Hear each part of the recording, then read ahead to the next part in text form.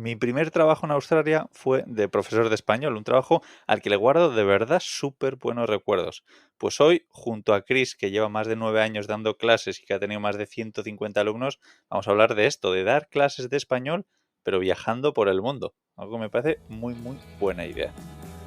Estás escuchando Cómo Traviajar, el podcast donde aprenderás cómo vivir viajando es mucho más fácil y barato de lo que parece. Yo soy Íñigo, autor del libro Cómo vivir y viajar en furgoneta, y en estos episodios comparto todo lo que he aprendido tras años viajando por el mundo. Y ahora sí, Chris, ¿qué tal? ¿Cómo estás? Muy buenas, Íñigo, pues encantada de estar aquí contigo. Sí. Muy bien, muchas gracias por participar en un podcast más, además para hablar de esto, de ser profesor de español viajando por el mundo, que es que de verdad me parece una muy buena idea, que es algo además que no habíamos hablado antes en el podcast. Así que si quieres, para empezar, haznos una breve introducción sobre ti, sobre tus viajes, sobre cómo empezó esta idea de ganarte la vida de esta forma. Bueno, pues yo me defino como viajesora. Primero viajera y luego profesora, porque ante todo soy viajera. Y cómo surgió fue, yo llevo desde hace mucho tiempo, como decías, más de 9 años dando clase de español, pero todo surgió, obviamente viajando, porque al final es un poco mi vida, y estaba de Erasmus, yo recibía clases de italiano en un centro Ocupa, Vale. y claro, en realidad las clases no eran para españoles, en realidad eran para inmigrantes. Entonces nos pidieron así como oye, si podéis dar vosotros una clase un cursito de español para sacar dinero para el Centro Ocupa, que la verdad era una maravilla. Sí. Y así de casualidad empecé. Dije, venga, pues vale, pues ¿por qué no? Y empecé ahí, me encantó la idea. Y luego empecé, mientras estaba en Francia, buscaba así un poquito de trabajo, pero lo tenía que compaginar con de babysitter, porque yo en realidad soy maestra de educación infantil. Aunque, paréntesis, para ser profesora de español, online o no online, no se necesita ni carrera, ni haber pasado por la universidad, ni nada de eso. Pero bueno, de casualidad, pues eso, yo estaba de babysitter y tenía vacaciones. Y me fui a hacer un viaje. Yo me compré la ida a Alemania y la vuelta desde Serbia. Tenía 10 días y no tenía ni puñetera idea de lo que iba a hacer. Pero bueno, me coincidieron esas vacaciones y dije, pues ya está, 10 días, pues 10 días, vamos para adelante. Y en todo ese viaje, porque además lo organicé un poco pensando en la Primera y la Segunda Guerra Mundial, me encanta la historia, y yo era como, es que tengo unas ganas de volver y contarles esto, es que tengo unas ganas de volver y contarles esto a mis estudiantes, y dije, cuando volví fue como, ¿pero por qué tengo que separarlo? ¿Por qué no puedo hacerlo a la vez que puedo estar generando ingresos, pero luego viajando y contándole todo esto a mis alumnos? Y ahí surgió, viajando, al final, como surgen las cosas, yo creo, las mejores decisiones. Qué guay. Sí, no, muchas veces además hay que ponerse un poco al lío y que te entren también ganas y dudas y curiosidades y tal, de decir, oye, voy a probar a hacer esto. Oye, ¿por qué esto que aprendí hace años o este trabajo que tuve y por qué no le doy una vuelta y a ver cómo lo puedo hacer mientras viajo, ¿no? Qué guay, súper interesante. Tengo también curiosidad de saber estos últimos años cómo has viajado, cómo ha ido evolucionando tu vida viajera. No sé si lo has hecho siempre con una mochila, has tenido furgoneta. Cuéntame. Bueno, claro. Mi vida viajera siempre he empezado empecé realmente sola en el Erasmus, ¿no? En Italia, ese intercambio que se hace en la universidad. Y yo iba con mi mochilica, ¿no? Y luego empecé a hacer autostop sola. Eso casi le da un infarto a mi familia. Y de ahí, ¿qué pasó? Vale, claro. Me fui a trabajar, pues yo quería seguir viajando, entonces me fui de manera un poco más estable a Perú con un trabajillo, pero vino la pandemia. Entonces, a mí el año de pandemia, que yo seguí dando clases online, a mí me permitió ahorrar mucho dinero, porque como no podíamos, en mi caso, no podía salir de la región de Murcia, era como, sí, pues tampoco te puedo gastar mucho dinero en ningún viaje largo ni nada de eso. Entonces, ese dinero que yo fui ahorrando, me permitió al año siguiente a 2 años después comprarme una furgoneta con mi compañero. Bueno, ahora ex compi, que lo quiero un montonazo, pero bueno, nos compramos una furgo en Paraguay. Y ahí ya empezó el viaje diferente, en furgoneta por el sur de América Latina, no por Sudamérica, el cono sur. Brasil, Argentina, Chile, Paraguay y ahora nada, cambio, ahora bicicleta. Ostras, El, qué bien. el único punto en común son las clases. Sí, sí, le pegas a todo. ¿Y cómo ha sido ese cambio de dar clases de español en pandemia desde tu casa en Murcia a hacerlo viajando, por ejemplo, en una furgoneta? ¿O cómo lo ves también con la bici? Pues fíjate, con la bici, como todo cuando es nuevo, le tengo miedo. Pero también, bueno, dentro de poquito, creo que es la semana que viene, voy a entrevistar también a una cicloviajera que es profesora de español. O sea que sé que se puede, porque hay gente que lo hace. Pero bueno, como en todo, nos da siempre miedo al principio. Pero para mí, fíjate que lo del cambio de la pandemia en casa, con mi ordenador estable y tal, al cambio en furgo o a otros lugares, para mí no ha sido tanto ni para mis alumnos. Me acuerdo una vez que le hice también esa pregunta a uno de mis estudiantes y me dijo, a mí lo único que me cambia es tu fondo de pantalla, ¿sabes? El fondo que tienes detrás. Ya. Es lo único, porque las clases siguen siendo igual, yo las planifico, las organizo. Entonces, bueno, claro, en furgoneta te falta un poquito más de espacio y no puedo gritar tanto como estoy gritando ahora, Sí. pero porque compartía espacio. Pero en lo demás a mí de verdad que no me cambia nada. Y ahora, por ejemplo, que te comentaba antes en el backstage, estoy en Barcelona y ahora estoy en casa de donde estoy hospedada, de un amigo. Luego me voy al centro y me voy con el ordenador. No tengo ni idea de dónde voy a dar la clase, si en una biblioteca, en una cafetería, no tengo ni idea. Pero bueno, sé que al final, en cualquier lado con internet, puedes darla. O sea, y cada Mm. vez hay mejor internet. Sí, sí, tal cual. ¿Y cómo fue también hacerlo un poco en América Latina, en una furgoneta con el tema de Internet? Porque entiendo que habrá muchos sitios que te habrá costado tener una buena conexión, ¿no? Pues sí, esa era una súper buena pregunta porque también era uno de los miedos que yo tenía. En realidad es simple y cada vez el internet va muchísimo, muchísimo mejor. Yo, en cuanto llegaba a un país nuevo, es verdad que cuando entraba a un país yo me cogía un día de vacaciones, o sea, hacía un fin de largo, Sí. 2 días más uno, ¿no? Entonces, en esos 3 días organizábamos para comprar las 3 tarjetas SIM más fuertes del país. Mirábamos primero en internet y después cuando llegábamos preguntábamos y corroborábamos esa información. Oye, Ya. ¿cuál es la mejor, qué da mejor señal? Y nada, le metíamos a lo mejor 5 eurillos a cada una y como mucho y ya luego íbamos viendo. Pero dando clases en bibliotecas, dando centros de coworking, ¿no? De espacios de estos compartidos, hostel.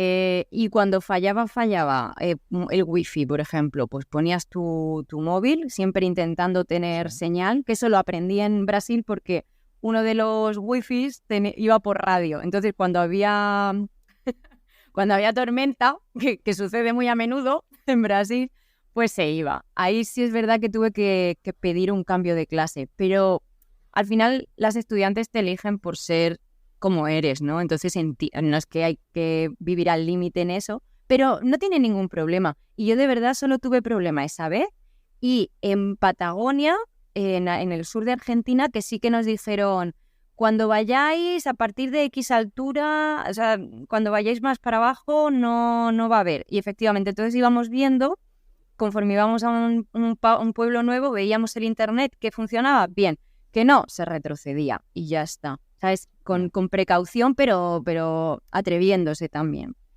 Sí.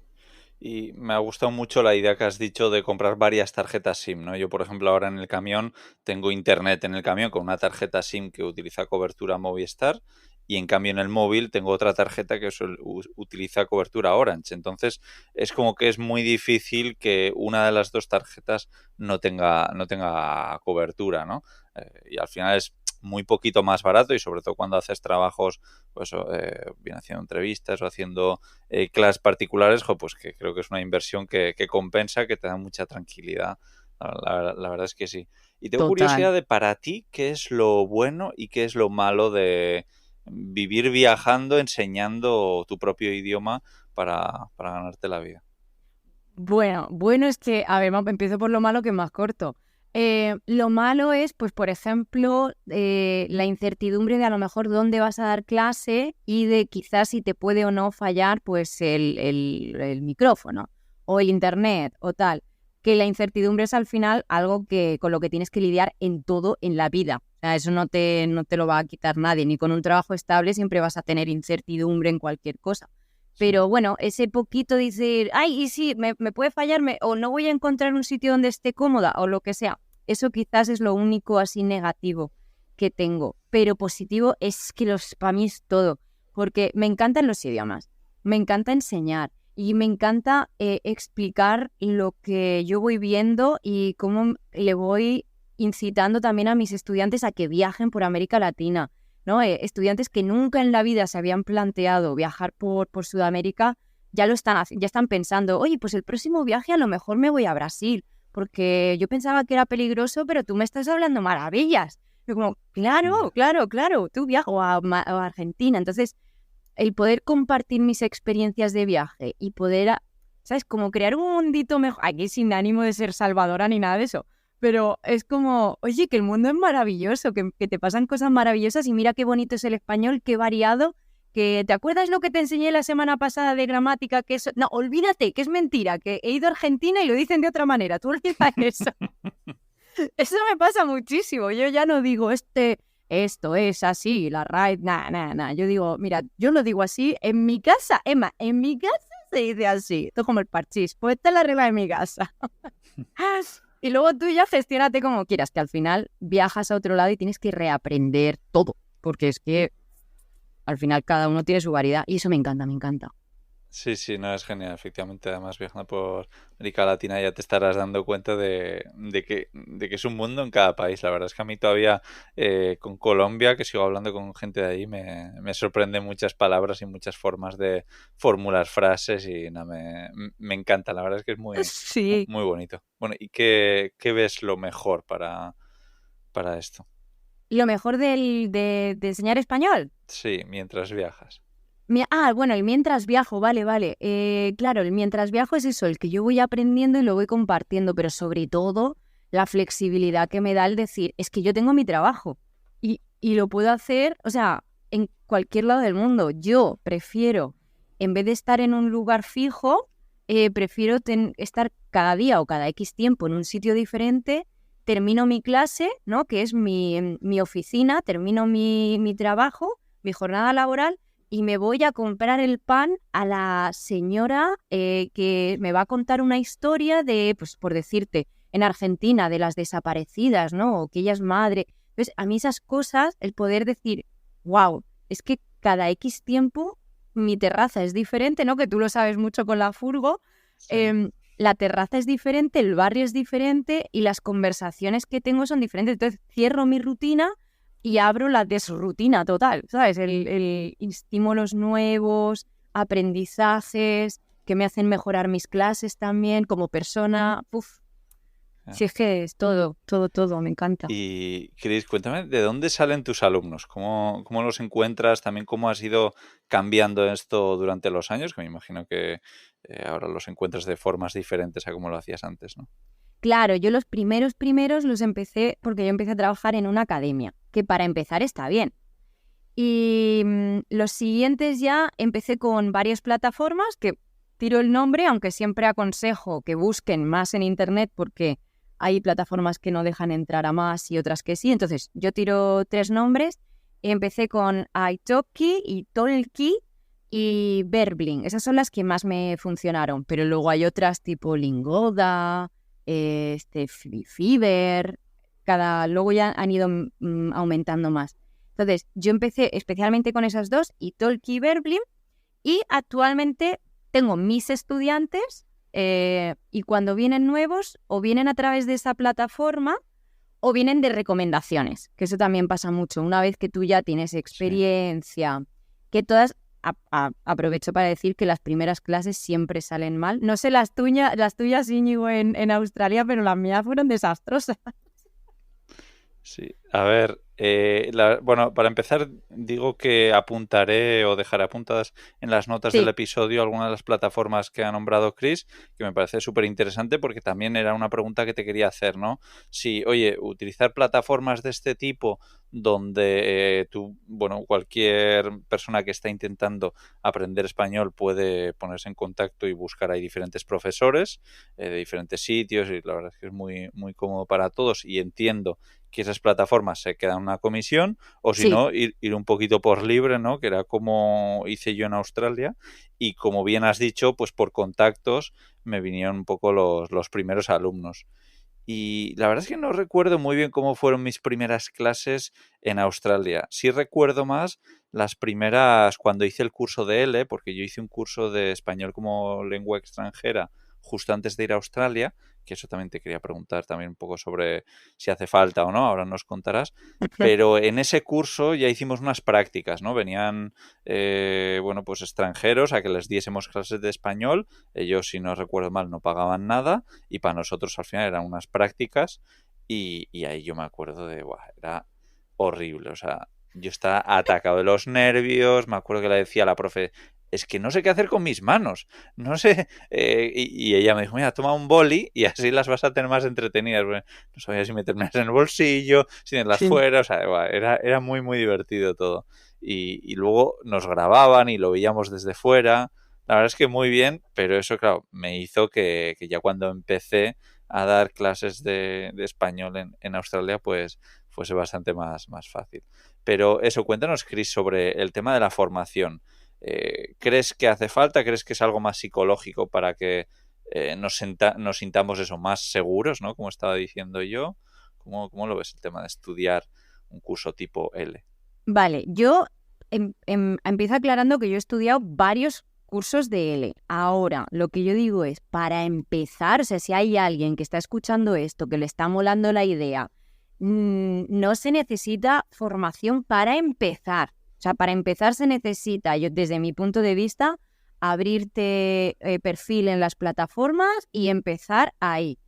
Ah, y hay que ver si nos gusta, si no nos gusta. Tal Porque cual. claro, ese tipo de cursos que yo súper a favor, o sea, ya digo, he hecho varios y me encanta y cada cierto tiempo me hago alguno gordo porque me parece súper necesario, pero suelen ser caretes. Entonces, invertir dinero en algo que no sabes realmente si te gusta o no, me parece demasiado arriesgado. Entonces, para empezar, yo creo que no hace falta. Ahora, en el momento en que tú entras en este mundillo y te gusta, por supuesto que recomiendo cursos de la Cervantes. Por ejemplo, las Sí. Cervantes, no sé si tú harías el de la Cervantes o...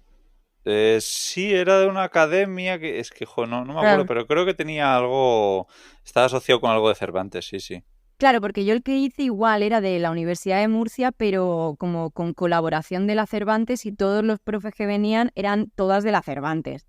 Entonces, claro, igual. Entonces yo ahí, por ejemplo, llevaba ya tiempo dando clase y a mí eso me vino muy bien porque yo me di cuenta de la cantidad de cosas que yo hacía mal o que, bueno, mejor dicho, que yo podría mejorar.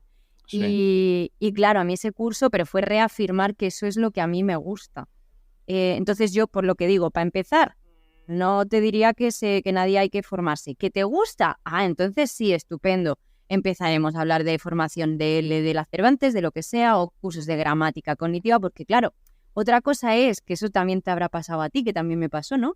Una cosa es ser nativo o nativa y otra cosa es saber enseñar tu idioma, Tal que cual. son dos cosas distintas. Entonces, al principio tú puedes dar clases de conversación, que es lo que yo recomiendo, y mientras te pones a estudiar la gramática, porque no te van a hacer preguntas, ¿no? Del estilo. Entonces, las palabras masculinas terminan en O y las femeninas con A. Sí, exactamente, muy bien. Vale, entonces, la clima. Te quedas así y dices, no, el clima. ¿Y por qué? Ah, no, porque es una excepción. Y luego Porque es así. otra, claro, y luego otra. Y la teorema. Y tú dices, no, ¿por qué? No, otra excepción. Y te das cuenta que no, que las palabras que terminan en ma son de origen griego y por lo tanto son masculinas, la gran mayoría. Entonces hay que estudiar gramática, pero poco a poco, sin Sí. agobiarnos. Sí, y luego también al final que las clases normalmente las preparas, entonces cuando vas a hablar de algo, pues tú te lo estudias con el libro y sabes más o menos por qué el qué de cada cosa, pero te doy toda la razón a que lo que yo hice personalmente de hacer un curso sin tener ni idea si me iba a gustar ser profe de español o no, yo creo que no hace falta y podía haber sido haber tirado mi tiempo porque fueron creo que 2 meses de ese curso que tardé en hacerlo y bastante pasta, efectivamente. O sea que sí, sí. Claro, claro. Hay cursos más cortitos y tal, y el que yo hice fue de una semana, muy intensivo, pero bueno, a ver, para no, por eso, para no poner tanta pasta. Y un paréntesis, lo que has dicho de las manos, yo, Íñigo, soy intérprete de lengua de signos española, que Ah, es, oh, Dios mío. qué guay. Entonces, claro, para mí las manos son una pasada para las clases, porque si dibujamos con las manos y enseñamos a nuestras estudiantes a que usen las manos, utilizan la comunicación, que es realmente lo que nosotras queremos, que se comuniquen en español, Sí, no que me digan sujeto, verbo, predicado, complemento directo. ¡Nah! ¿Quieres que vayas a Sevilla y decirle ¿dónde está la catedral? ¿Sabes? sí, Sin pensar realmente en gramática. buenísimo. Entonces, el poder como dibujar una catedral grande con las manos, eso creo que también es muy guay, el poder enseñarles eso como herramienta. Sí, sí, sí. Por cierto, me está viniendo a la cabeza, yo di clases a unos niños, Ah, pues eran dos hermanos que eran muy pequeños, no sé, que tendrían como 8 y 6 años, y era muy divertido porque les hacía, pues eso, dibujábamos muchas cosas, hacíamos muchos juegos, pues yo qué sé, les escondía, pues eso, el dibujo de una iglesia y luego la palabra iglesia, ¿no? Entonces qué bueno. tenían que ir haciendo match, ¿no? Y la verdad es que tengo buen recuerdo de dar clase a niños. Y Chris, cuéntame también un poco cómo es para ti el dar una clase de 1 hora, como cuánto tiempo requiere, porque muchas veces la gente dice, Buah, es que ganas por hora no sé cuánto, pero claro, eso en realidad no suele ser verdad, ¿no? Entonces, si quieres hablarnos un poquito sobre cómo cuánto sueles cobrar por dar Sí. una hora de tu trabajo, que también entiendo que dependerá del país, y luego, claro, 1 hora de clase o hora y media lo que des, ¿cuánto tiempo te lleva a ti de preparación y demás? Claro, buah, es que maravilla de pregunta, nunca me la habían hecho. A ver, yo actualmente, teniendo en cuenta que llevo, que son muchos años ya dando clase, mis clases son a la que menos 40 euros la hora. Pero, claro, me va a decir, "Jo, a ver, son muchos cursos de formación porque yo invierto entre el 10 y el 15% de lo que gano en formación, ya sea a través de, pero claro, estamos hablando, es que me flipa mi trabajo. Entonces, libros, cursos, pues eso, para mejorar yo como docente. Entonces, preparación. Claro, todas mis clases yo me he tenido que estudiar manuales enteros, la gramática, como decíamos, que la gramática es una cosa más, cursos de ayudar a pronunciar, son muchas cosas que se van sumando. Ahora, eso sí, yo no creo, desde mi punto de vista, si das clases online, que yo creo que no depende del país lo que tú vayas a cobrar. Yo creo que depende, porque para mí es como un país, el Internet es un solo país. Entonces, es un país donde hay gente con diferentes poderes adquisitivos que van a ir allí, a este país. Entonces, ¿qué sería el Internet? Entonces, yo creo que no depende tanto de si vives en Suiza o si vives me lo voy a inventar, en México o en Argentina, sino más de cómo tú des las clases, porque como tú bien dices, necesitas prepararlas. Hay que preparar material, hay que buscar ese material, formarte tú, actividades, buscar dinámicas nuevas, vídeos, audios, son muchas cosas. Entonces, nunca, como dicen, no es el precio hora, y sobre todo también es el resultado que tú consigas. Pues me acuerdo una vez cuando hice la última subida de precio a un estudiante que es maravilloso, y me dice, madre mía, ¿cuánto subió el precio? Y le dije, ella, ¿pero tú hablas o no hablas español? Y me dijo, ay, la verdad es que sí. Claro, él vino sin hablar una palabra, digo, pero el objetivo lo hemos conseguido. Y además lo conseguimos de manera divertida, porque cada clase es partirte el culo. O sea, yo para mí las clases son para disfrutarlas, No voy a trabajar yo para estar aquí latigando. No. Aquí venimos a pasárnoslo bien en español. Entonces, yo creo que todo suma al final. Pero bueno, sí, empecé con poquito dinero, claro. Tipo $9 o algo así. Y luego he ido subiendo, claro, porque se Qué aumenta. bien. No, me parece muy, muy interesante el tema que has tocado. ¿Y cómo sueles hacer las clases? ¿Las haces con una plataforma, sí, tipo Zoom? No sé si hay algo, tipo con alguna pizarra o cómo sueles hacerlas online. A ver, ahí están las clases tipo Classroom de Google. Yo esas no las utilizo. Estaba con una plataforma que compré, pero no me está gustando. Entonces, ahí simplemente con, ¿cómo se llama? Google Meets. Sí. Simple y llanamente. Antes estaba con Zoom, subieron a 200 y pico pavos, me parece, el precio y dije, "Ay, tampoco es que me cambie tanto. Google Meet y ya está".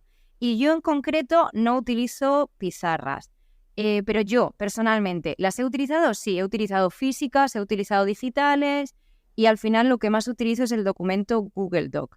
Esto es mi caso, pero porque lo he probado todo. Hay otras profes que dicen, yo sin la pizarra no sobrevivo, estupendo. O sea, y otras que dicen, yo necesito una física, fenómeno. O sea, lo que más cómoda te haga. Creo que es guay comentarlo todo. Yo Google Doc, otra la pizarra de Jungbart, creo que se llama. Otra, la pizarra física, normal. Pues estupendo, estupendo. Cada una que pruebe y que vea lo que más le gusta. Ya. Y, por ejemplo, si, claro, estamos hablando mucho ahora de ti que al final pues ya llevas eso, muchos años de experiencia con esto, pero imagínate que hay alguien que está escuchando esto y dice, ostras, la verdad es que me suena como buena idea, pero estoy un poco perdida por dónde empezar.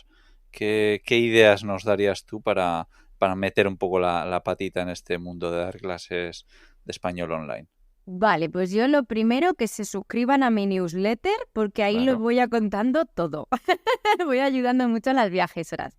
Pero el primer paso, como te decía, yo creo que el más pasito a pasito es meterse en las plataformas que hemos comentado antes, Italki, Lingoda, buscar algunas más en internet, te creas tu perfil y te van a pedir en general un vídeo de presentación. Pues tú te haces tu vídeo que luego podrás cambiar. Yo he cambiado como 3 o 4 veces de vídeo, he reescrito mi perfil muchas veces. Lo importante es empezar, primer pasico.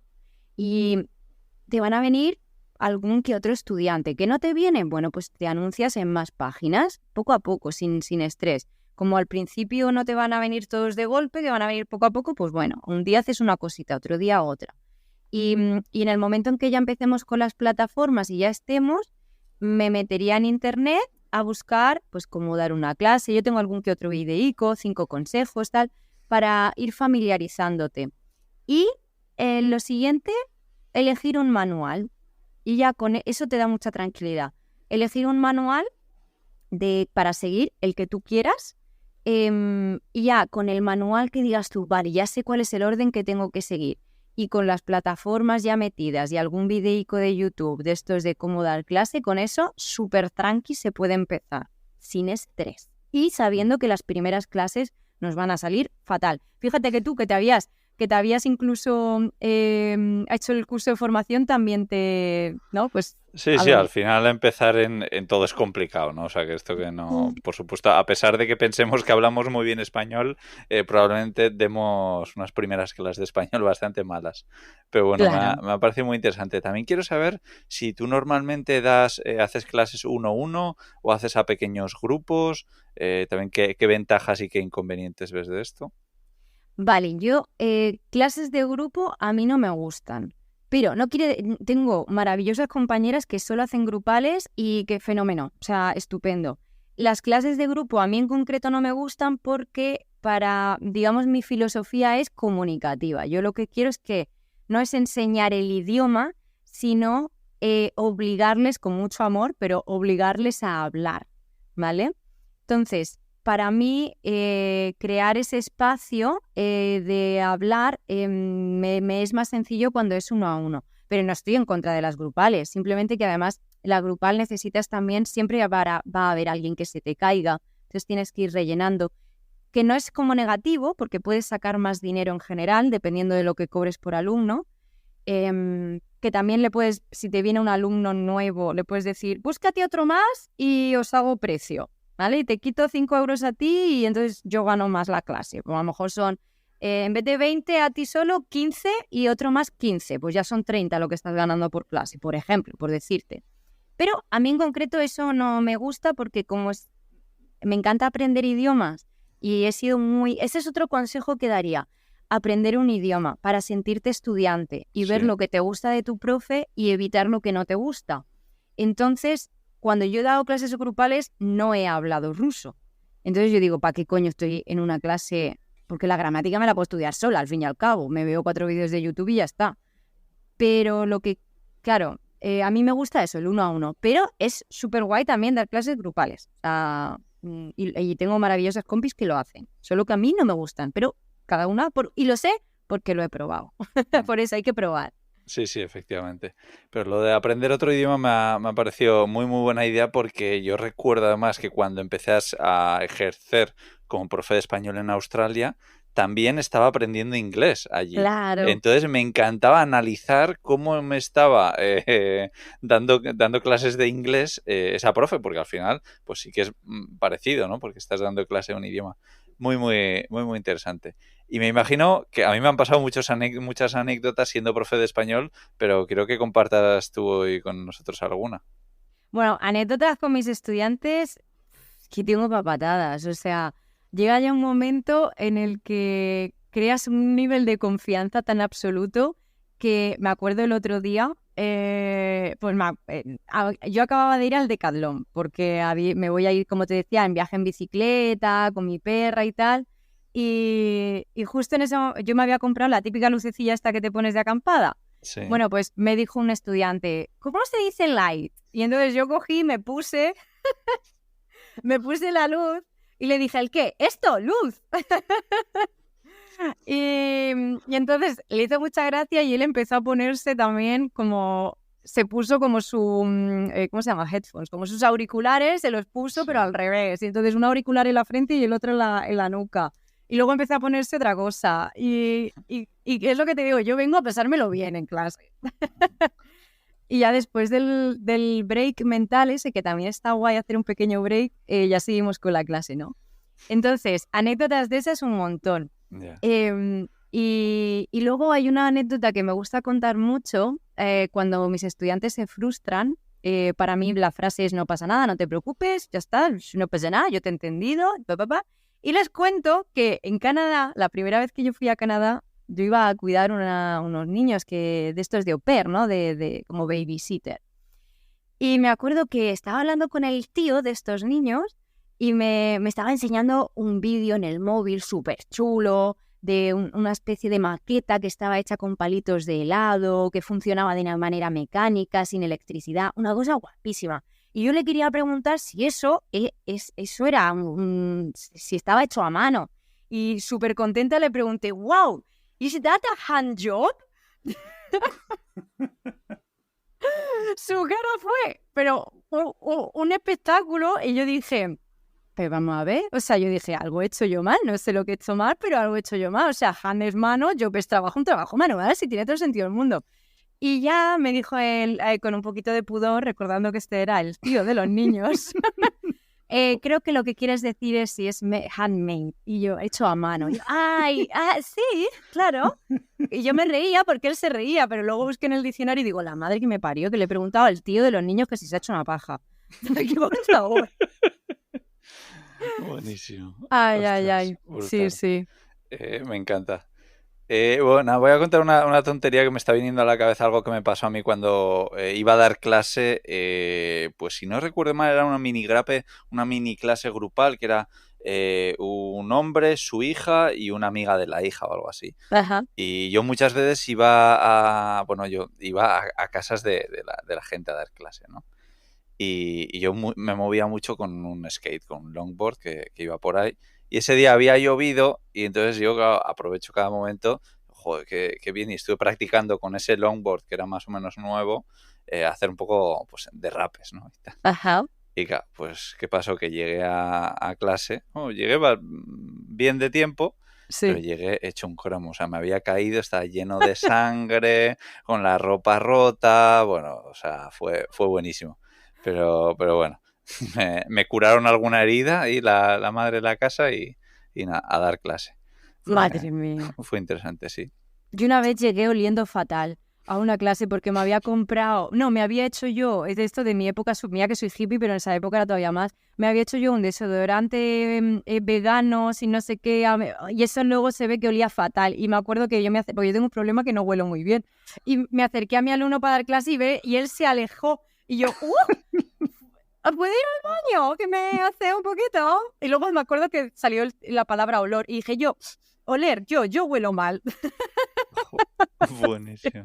Bueno, al final las cosas, si te las tomas con Sí, naturalidad y con gracia, de todas salimos. Sí. sí.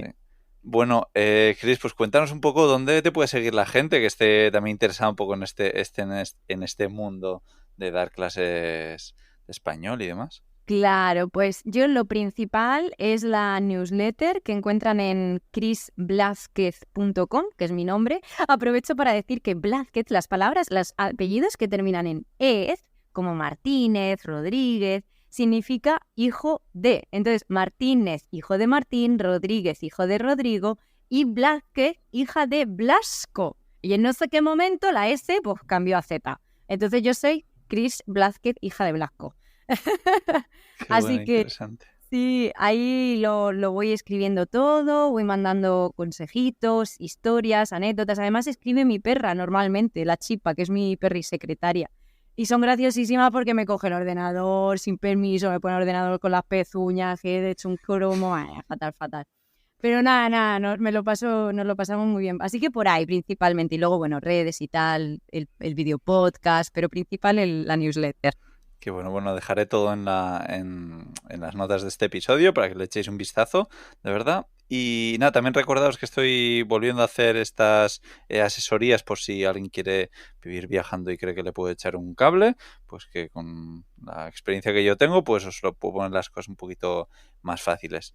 Y nada, Chris, que de verdad ha sido un verdadero placer este ratito aquí contigo y nada, que sigas tan feliz dando clases de español por el mundo. Muchísimas gracias y sigue tú haciendo esos pedazos de podcast que me encanta escucharlos, de verdad. Me alegro. Te mando un abrazo enorme desde Fuerteventura. Chao. Un besico, chao.